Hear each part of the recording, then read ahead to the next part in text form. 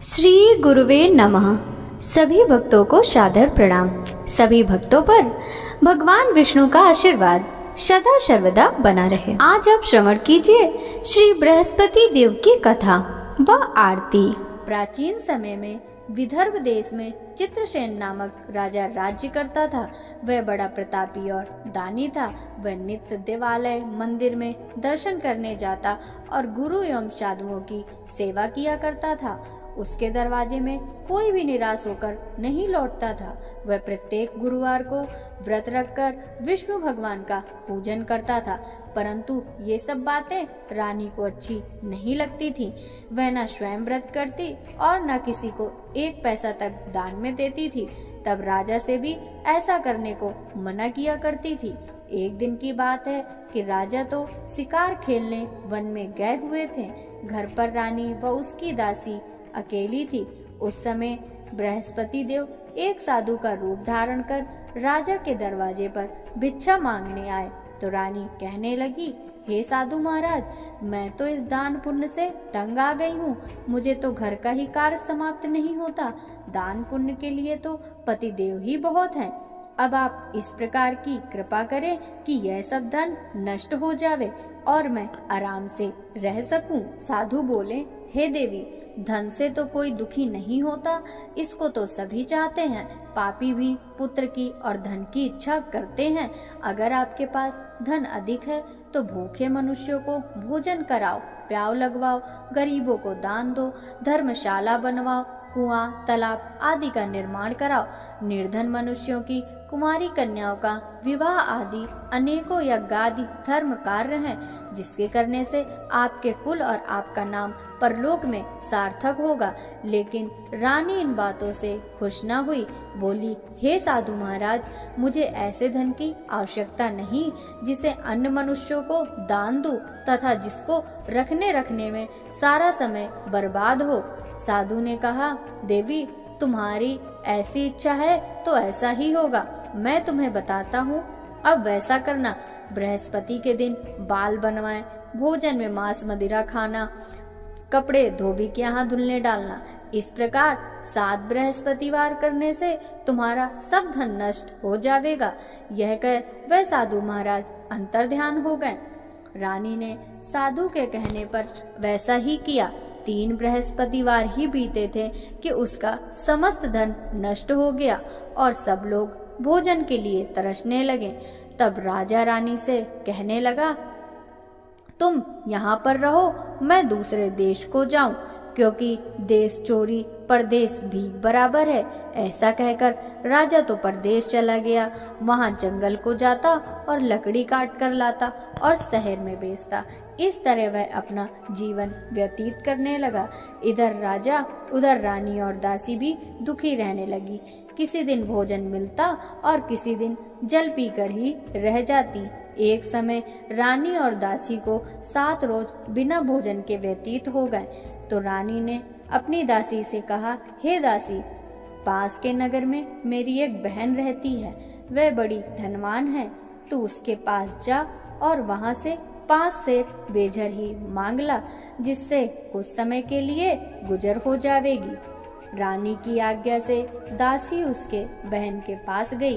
रानी की बहन उस समय बृहस्पति देव का पूजन कर रही थी।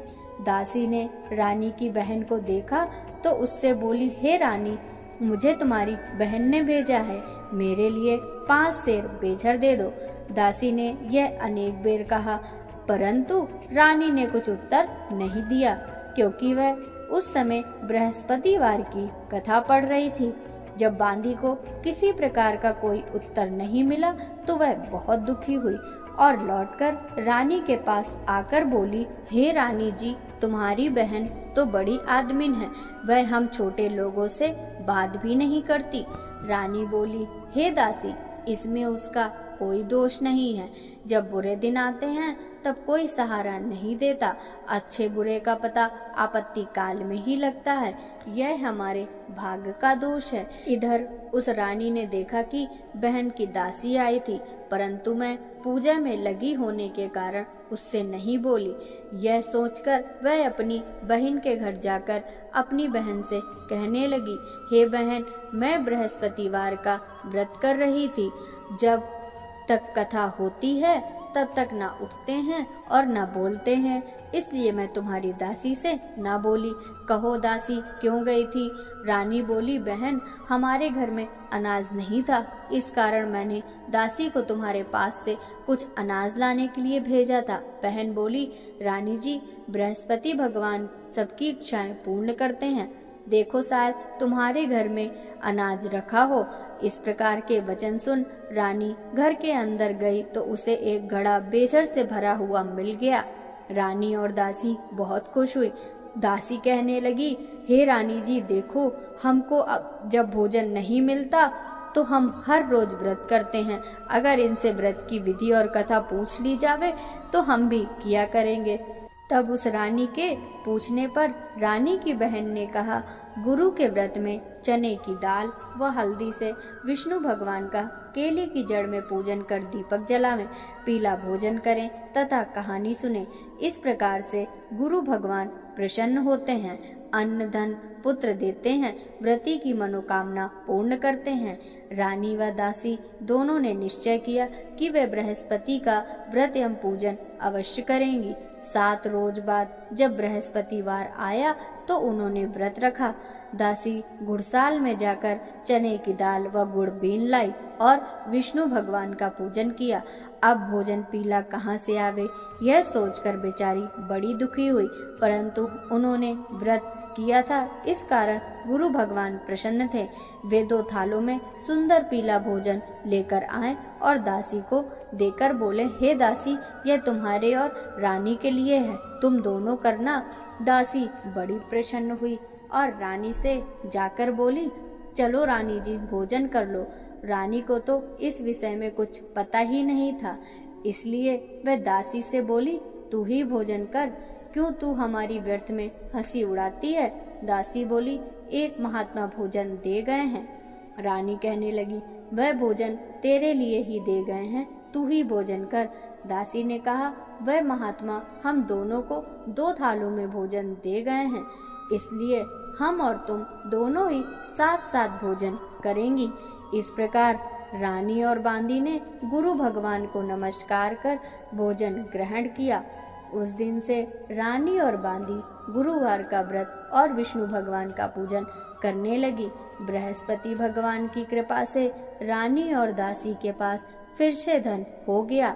रानी उसी प्रकार फिर से आलस करने लगी। तब दासी बोली, देखो रानी जी, तुम पहले भी इस प्रकार का आलस करती थी, इसी से सब धन नष्ट हुआ। अब गुरु भगवान की कृपा से धन मिला है तो फिर तुम्हें आलस्य होता है। बड़ी मुसीबतों के बाद हमने यह धन पाया है, इसलिए तुम्हें दान पुण्य करना चाहिए।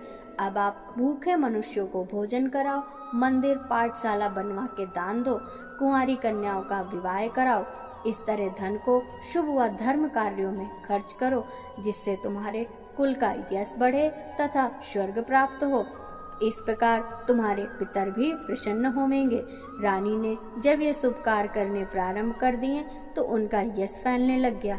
एक दिन रानी और दासी विचार करने लगी कि न जाने राजा किस दशा में होंगे, उनकी कोई खबर नहीं मिली है। उन्होंने गुरु भगवान से प्रार्थना की तो भगवान ने रात्रि में राजा को स्वप्न में कहा, हे राजा, जा तेरी रानी तुझको याद करती है। राजा प्रातःकाल उठा और विचार करने लगा। स्त्री जाति खाने व पहनने की संगनी होती है, पर स्वप्न की बात मानकर वह अपने नगर के लिए चलने को तैयार हुआ। यहाँ परदेश में वह प्रतिदिन जंगल से लकड़ी लाता और शहर में बेचकर अपने जीवन को बड़ी कठिनाई से व्यतीत कर रहा था। जब वह एक दिन राजा दुखी हो अपनी पुरानी बातों को याद करके रोने लगा, तब उस जंगल में बृहस्पति एक साधु का रूप धारण कर आए और राजा के पास आकर बोले, हे लकड़हारे, तुम इस सुनसान जंगल में किस चिंता में बैठे हो, मुझे बतलाओ।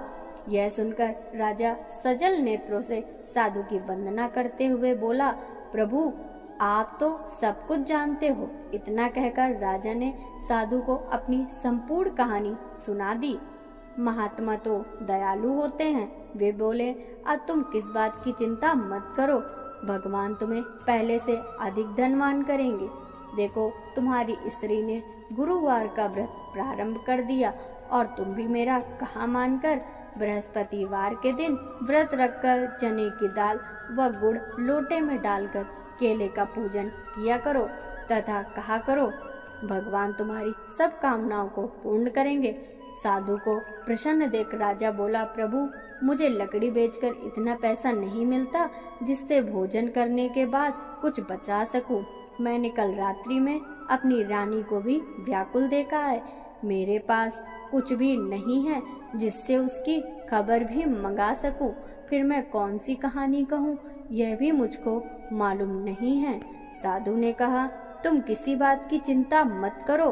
बृहस्पतिवार के दिन तुम रोजाना की तरह लकड़ियां लेकर शहर जाओ। तुम्हें रोजाना से दुगना धन प्राप्त हो जाएगा, जिससे तुम पेट भर भोजन कर लोगे तथा बृहस्पति देव की पूजा का सामान भी आ जाएगा। बृहस्पति देव की कहानी इसी प्रकार कही जाती है। प्राचीन काल में एक बहुत निर्धन ब्राह्मण रहता था। उसको कोई संतान नहीं थी। उसकी स्त्री बहुत मलिनता के साथ रहती थी। वह न स्नान करती, न किसी देवता का पूजन करती।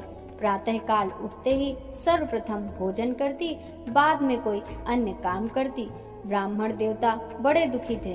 बेचारे बहुत कुछ कहते किंतु उसका परिणाम न निकलता। भगवान की कृपा से ब्राह्मण की स्त्री के कन्या रूपी रत्न पैदा हुआ। वह धीरे धीरे बड़ी होने लगी। बालिका प्रातः स्नान करके विष्णु भगवान का जप और गुरुवार का व्रत करने लगी।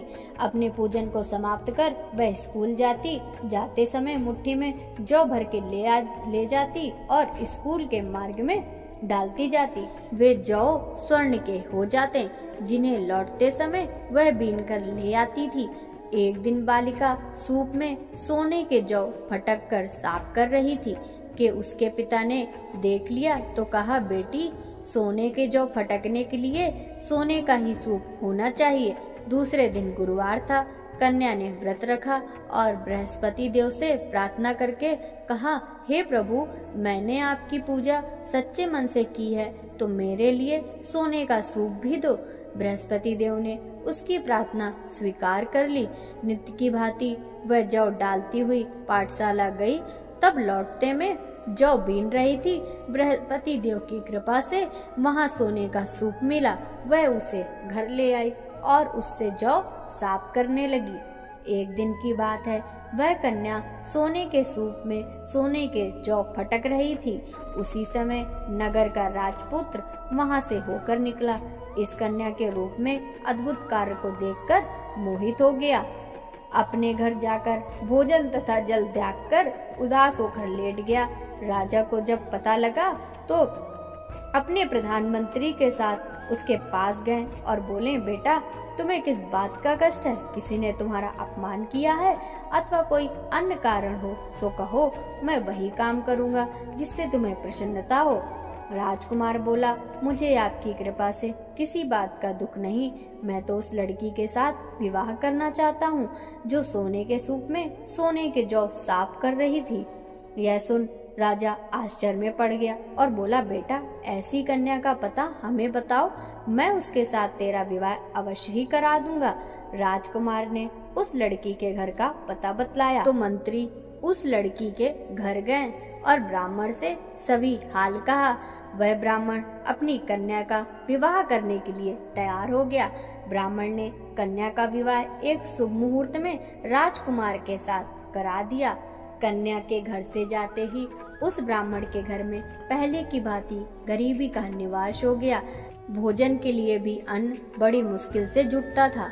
एक दिन दुखी होकर ब्राह्मण देवता अपनी पुत्री के पास पहुँचे। बेटी ने पिता की दुखी अवस्था देखी तो बहुत सा धन अपने पिता को दिया। इस तरह उस ब्राह्मण का कुछ समय फिर सुखपूर्वक व्यतीत हुआ। कुछ दिन बाद ब्राह्मण फिर अपनी कन्या के यहाँ गया। लड़की बोली, हे पिताजी, आप माताजी को यहाँ लिवा लाओ, मैं वह विधि बता दूंगी जिससे गरीबी दूर हो जाएगी। वह ब्राह्मण अपनी स्त्री को साथ लेकर कन्या के घर पहुंचा तो पुत्री अपनी माँ को समझाने लगी, हे माँ, तुम प्रातः उठकर प्रथम स्नान आदि करके विष्णु भगवान का पूजन किया करो। परंतु उसकी माँ ने एक बात भी न मानी। वह प्रातः काल उठकर अपनी पुत्री के बच्चों को जूठन उठाकर खा लेती और उसकी पुत्री पूजन आदि के लिए कहती तो कह देती, मैंने खाना खा लिया है। एक गुरुवार के दिन पुत्री ने रात में कोठरी में खाने का सभी सामान निकाला और अपनी माँ को उसमें बंद कर दिया।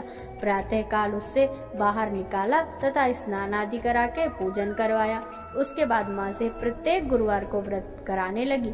इस व्रत के प्रभाव से उसकी अज्ञानता का नाश हो गया। बृहस्पति देव के प्रभाव से वह अपने पति सहित सुख भोग कर अंत में स्वर्ग को गई। इस तरह कथा सुनाकर साधु देवता वहां से लोप हो गए। धीरे धीरे समय व्यतीत होने पर बृहस्पतिवार का दिन आया। राजा जंगल से लकड़ी काटकर शहर बेचने गया। उसे उस दिन रोज से ज्यादा पैसे मिले। राजा ने चने की दाल आदि लाकर व्रत किया। अब तो सभी क्लेश दूर होने लगे, परंतु एक गुरुवार को वह व्रत करना भूल गया।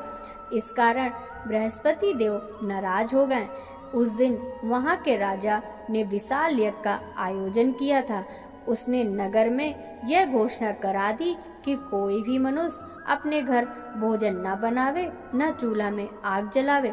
समस्त जनता मेरे यहाँ भोजन करने आवे। इस आज्ञा को जो न मानेगा उसको सजा दी जाएगी। राजा की आज्ञानुसार नगर के सभी लोग भोजन करके चले गए, मगर वह लकड़हारा कुछ देर से पहुंचा, इसलिए राजा उसको अपने साथ महल में लिवा गए। जब वह भोजन कर रहे थे तो रानी की नजर खूंटी पर पड़ी जिस पर उसका हार लटक रहा था। अब हार वहां नहीं था। रानी ने कहा, मेरा हार इसी मनुष्य ने चुरा लिया है। राजा ने उसको जेल खाने में डलवा दिया। जब राजा जेल खाने में पड़ गया तो विचार करने लगा कि जाने कौन से कर्म से मेरे लिए यह दुख प्राप्त हुआ।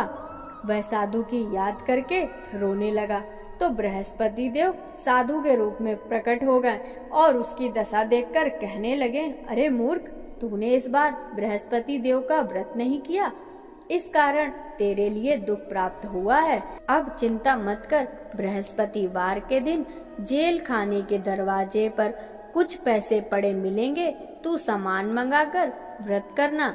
ऐसा ही हुआ और राजा ने कथा कही। उसी रात्रि को बृहस्पति देव ने उस राजा को स्वप्न में कहा, हे राजा, तुमने जिस आदमी को जेल खाने में बंद किया है वह निर्दोष है, उसे छोड़ देना। रानी का हार तो उसी खूंटी पर लटका है, अगर ऐसा नहीं करेगा तो मैं तेरे राज्य को नष्ट कर दूंगा। राजा प्रातः काल उठा और खूंटी पर हार देखकर लकड़हारे को बुलाकर क्षमा मांगी तथा राजा के योग सुंदर वस्त्र आभूषण देकर उसे विदा किया। अब गुरुदेव की आज्ञा अनुसार राजा अपने नगर को चल दिया। राजा अपने नगर के निकट पहुंचा तो उसे बड़ा आश्चर्य हुआ। नगर में पहले से अधिक बाग, तालाब और कुएं तथा बहुत सी धर्मशाला, मंदिर बन गए थे। राजा ने पूछा, यह किसके बाग और धर्मशाला हैं? तब नगरवासी कहने लगे, यह सब रानी और बांदी के हैं। राजा को सोच हुआ और गुस्सा भी आया। जब रानी ने यह खबर सुनी कि राजा आ रहे हैं तो उसने बांदी से कहा, हे दासी, देख, राजा हमको कितनी बुरी हालत में छोड़ गए थे, कहीं ऐसी हालत देखकर कुछ संदेह करके लौट नहीं जाए। दासी राजा को अपने साथ लिवा लाई। राजा ने क्रोध करके अपनी तलवार निकाली और रानी से पूछा कि इतना धन तुम्हें कैसे प्राप्त हुआ? रानी ने कहा, हमें यह सब धन बृहस्पति देव के व्रत एवं पूजा से प्राप्त हुआ। राजा तो स्वयं उनका प्रभाव देख चुका था, अतः प्रसन्न हो गया। अब राजा ने निश्चय किया कि 7वें दिन तो सभी बृहस्पति देव का पूजन करते हैं, परंतु मैं प्रतिदिन 3 बार कहानी कहूँगा। राजा ने दुपट्टे में हर समय दाल बंधी रहती, वह दिन में 3 बार कहानी कहता। एक बार राजा ने सोचा कि चलो अपनी बहन के यहाँ हो आवे। यह सोचकर राजा अपने घोड़े पर सवार हो अपनी बहन के यहाँ चल दिया। मार्ग में उसने देखा कि कुछ आदमी एक मुर्दे को लिए जा रहे हैं। उन्हें रोककर राजा कहने लगा, अरे भैया, मेरी बृहस्पति की कहानी सुन लो। वे बोले, लो हमारा आदमी मर गया, इसे अपनी कथा की पड़ी। परंतु कुछ आदमी बोले, अच्छा कहो, तुम्हारी कथा हम सुनेंगे। राजा ने दाल निकाली और कथा कही। जब कथा आधी हुई तो मुर्दा हिलने लगा और समाप्त होने पर राम राम करके खड़ा हो गया। आगे मार्ग में एक किसान खेत में हल चलाता मिला। राजा उससे बोला, अरे भैया, मेरी बृहस्पतिवार की कथा सुन लो। किसान बोला, जब तक मैं तेरी कथा सुनूंगा तब तक 4 हरैया न जोत लूंगा। तुम अपनी कथा किसी और को सुनाना। राजा आगे चला, परंतु राजा के हटते ही बैल पछाड़ खाकर गिर गए तथा किसान के पेट में बहुत जोर दर्द होने लगा। उसी समय उसकी माँ रोटी लेकर आई। जब उसने देखा तो अपने पुत्र से हाल पूछा। बेटे ने सभी हाल कह दिया। बुढ़िया दौड़ी दौड़ी उस घुड़सवार के पास आई और बोली, तुम्हारी कथा मैं सुनूंगी, तुम अपनी कथा मेरे खेत पर चलकर कहो। राजा ने बुढ़िया के खेत पर कथा कह दी, जिससे सुनते ही बैल खड़े हो गए तथा किसान के पेट का दर्द दूर हो गया। यहाँ से राजा अपनी बहन के घर जा पहुँचा। बहन ने भाई की मेहमानी की। दूसरे दिन प्रातः राजा जगा तो उसने देखा कि सब लोग भोजन कर रहे हैं। राजा ने अपनी बहन से कहा कि ऐसा कोई मनुष्य नहीं है जिसने भोजन ना किया हो, वह मेरी बृहस्पति की कथा सुन ले। बहन बोली, हे भैया, यहाँ सभी भोजन पहले करते हैं और बाद में अन्य काम करते हैं। अगर कोई पड़ोस में हो तो उसे बुलाकर लाऊं, परंतु वहां उसे ऐसा व्यक्ति नहीं मिला जिसने भोजन न किया हो। राजा के फिर से कहने पर वह कुम्हार के घर गई, जिसका लड़का बीमार था। उसे मालूम हुआ कि उसके यहाँ 3 रोज से किसी ने भोजन नहीं किया। रानी ने अपने भाई की कथा सुनने के लिए उनसे कहा। वह तैयार हो गया। राजा ने उसके घर जाकर बृहस्पति की कथा कही, जिसको सुनकर उसका लड़का ठीक हो गया। अब तो सब और राजा और उसके व्रत की प्रशंसा होने लगी। एक दिन राजा ने अपनी बहन से कहा, हे बहन, अब हम अपने घर को जाएंगे, तुम भी तैयार हो जाओ। राजा की बहन ने अपनी सास से कहा। सास बोली, हाँ चली जा, परंतु अपने लड़कों को मत ले जाना, क्योंकि तेरे भाई के संतान नहीं है। बहन ने अपने भैया से कहा, हे भैया, मैं तो चलूंगी, परंतु मेरे साथ कोई बालक नहीं जाएगा। राजा बोला, कोई बालक नहीं जाएगा, तब तुम ही चलकर क्या करोगी? बड़े दुखी मन से राजा अपने नगर को लौटा। राजा ने अपनी रानी से कहा, हम निर्वंशी हैं, हमारा मुंह देखने का धर्म नहीं है।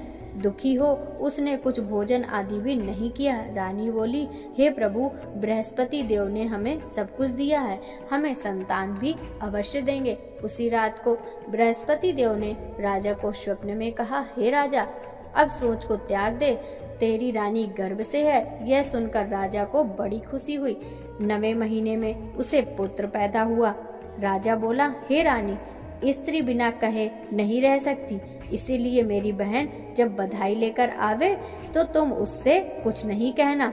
रानी ने सुनकर हाँ कर दी, लेकिन जब राजा की बहन ने यह शुभ समाचार सुना तो बड़ी खुशी से बधाई लेकर भाई के यहाँ आई। तो रानी बोली, मेरी ननंद घोड़ा चढ़कर तो नहीं, गधा चढ़कर आई। राजा की बहन बोली, भाभी, यदि मैं ऐसा न कहती तो तुम्हें संतान कैसे मिलती? बृहस्पति देव ऐसे ही दयालु हैं, अपने भक्तों की मनोकामनाएं पूरी करते हैं। जो सच्चे मन से बृहस्पति देव का व्रत करता एवं कथा पढ़ता है अथवा सुनता है और दूसरों को भी सुनाता है, बृहस्पति देव उसकी सभी इच्छाएं पूर्ण करते हैं। बोलो बृहस्पति देव की जय, विष्णु भगवान की जय। ओम जय बृहस्पति देवा, स्वामी जय बृहस्पति देवा। श्रद्धा भक्ति बढ़ाओ, श्रद्धा भक्ति बढ़ाओ, संतन की सेवा। ओम जय बृहस्पति देवा। पार ब्रह्म परमेश्वर, पार ब्रह्म परमेश्वर, तुम सबके स्वामी। ओम जय बृहस्पति देवा। ज्ञान न जानू, ध्यान न जानू, नित्य करूं सेवा। ओम जय बृहस्पति देवा। तुम बिन गुरुदेव न दूजा, आस करूं जिसकी प्रभु, आस करूं जिसकी। मैं अज्ञान अगोचर, तुम फल के देवा। ओम जय बृहस्पति देवा। पार ब्रह्म परमात्मा, तुम हो प्राणपति, प्रभु तुम हो प्राणपति। दर्श दिखाओ मत तरसाओ, चारों फल देवा। ओम जय बृहस्पति देवा। बृहस्पति जी की आरती जो कोई नर गावे, प्रभु जो कोई नर गावे। दर्शन पावे जो ध्यावे, विघ्न कटे देवा। ओम जय बृहस्पति देवा। स्वामी जय बृहस्पति देवा। बोलो विष्णु भगवान की जय।